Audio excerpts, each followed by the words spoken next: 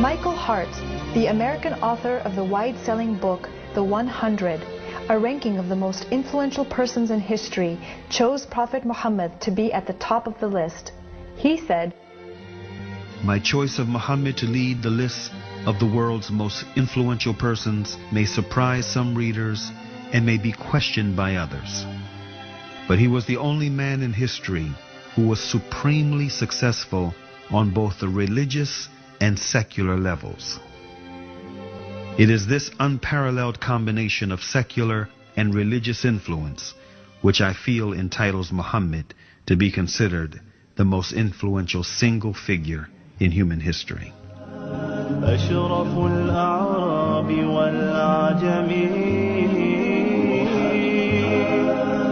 خير من يمشي على قدمه.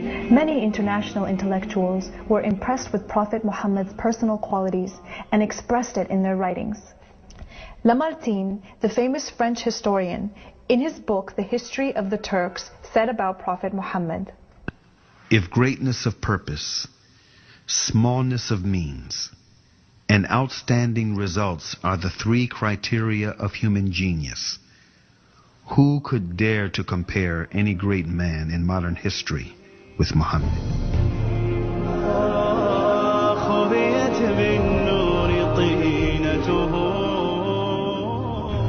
Mahatma Gandhi, the spiritual leader of the Indian independence movement and the pioneer of resistance through mass civil disobedience, said about Prophet Muhammad, peace be upon him, "I became more than convinced that it was not the sword that won a place for Islam in those days in the scheme of life.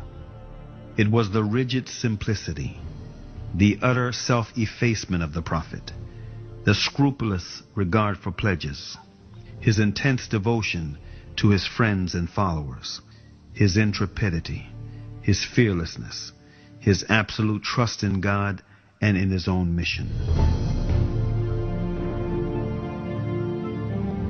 Wolfgang Goethe, one of the key figures of German literature and one of the most famous European poets, who was also a painter, humanist, scientist, and philosopher, said about Prophet Muhammad, "He is a prophet and not a poet, and therefore his Quran is to be seen as a divine law and not as a book of a human being, made for education or entertainment."